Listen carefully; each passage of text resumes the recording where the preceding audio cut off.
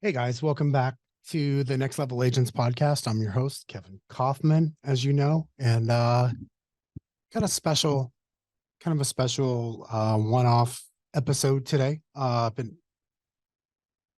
actually been putting this one off. I haven't wanted to. I wanted to record this one. Like I had the idea for it weeks ago, and but then I started putting it off.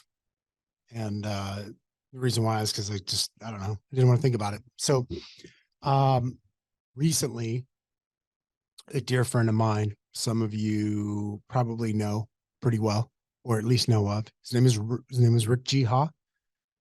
Passed away, and Rick was a lot of things to a lot of people, but he was my friend and somebody I cared about deeply.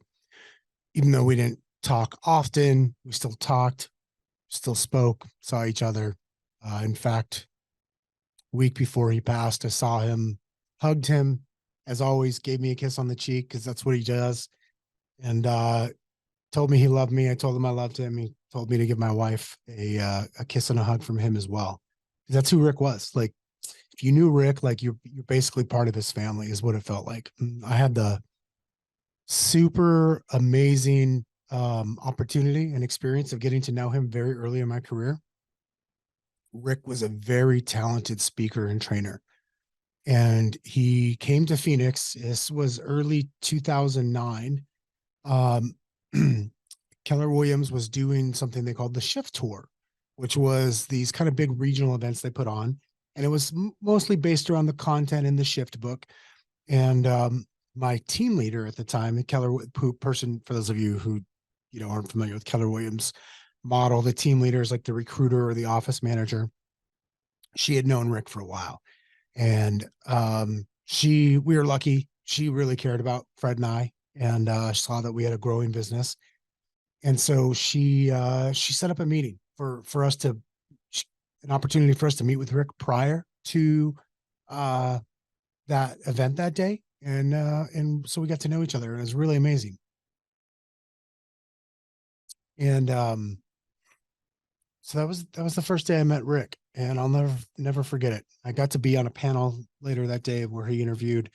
It's Fred and I, because we were doing short sales. Everybody else on the panel was like REO guys selling foreclosures and stuff. And nonetheless, got to know Rick that day and sort of instantly fell in love with the guy. Like he just had so much knowledge to share with me and was so open about it and was so giving.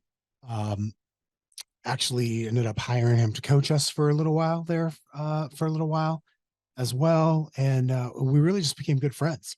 And if you know me from back in the day, you know Fred and I, that later that year, 2009, we started a video blog called Short Sale Power Hour, which won't really go into. It was kind of like modern day, or whatever that was then. It was almost like a podcast back then, except it was just video and put it on YouTube and nobody watched. And so, but we had Rick on as a guest many, many times. And we eventually convinced Rick, he was so good at it. He had so much to share that one of the things, something Fred and I did, is we went and had a website built for him, went out and bought a URL called Rick Geha TV, and we bought him a camera, and we're just like, dude, just record videos. And the guy that we pay to help us with the back end, we used to call him Ninja Drew. Ninja Drew will do this for you, and we'll pay for it. We just want you to put out more content because you have so much to share. So, at any rate, I just thought I'd give a little background on Rick. I could share so much more about him. Uh, there was times that we went on, we had, had a vacation together. Obviously, saw each other at events a lot. Fred and I we would hire him to come out and speak. So like we would hire him as a speaker and then go rent a building and then like sell tickets, effectively just so we could hear him talk.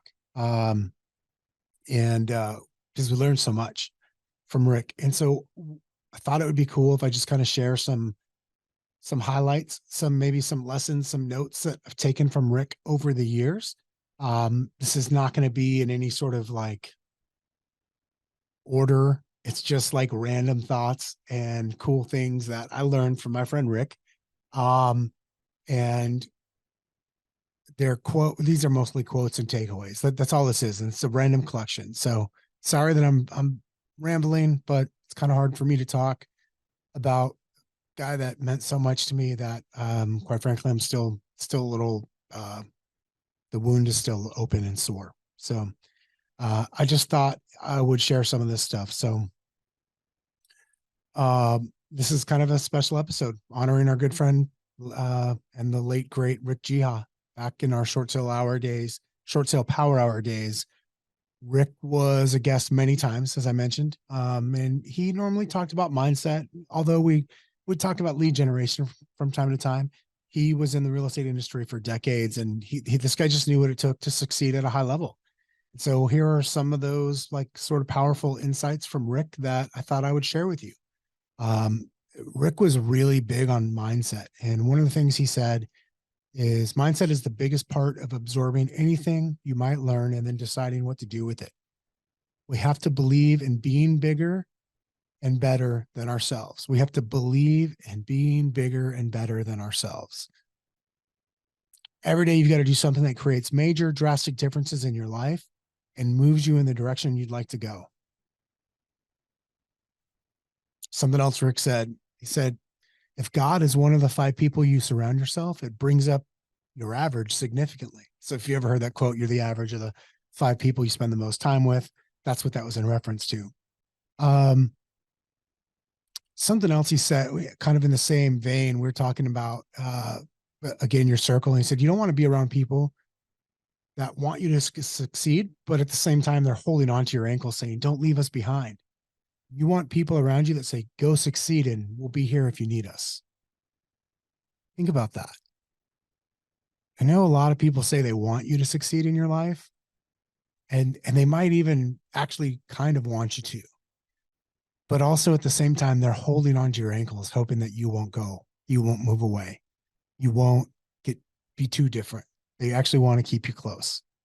Um, it's an interesting thing. Um,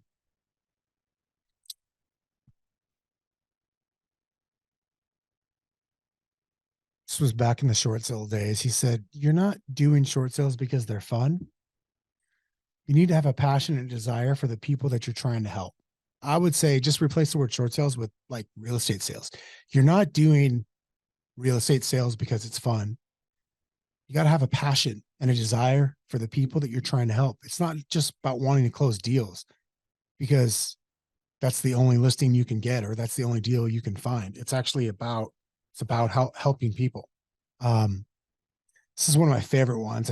I noticed earlier today when I was going through my notes. Information will only help you when you make the choice to use it. Information will only help you when you make the choice to use it. Or another way is he said, you'll only improve your business if you take the stuff that's being shared and you use it to create a difference.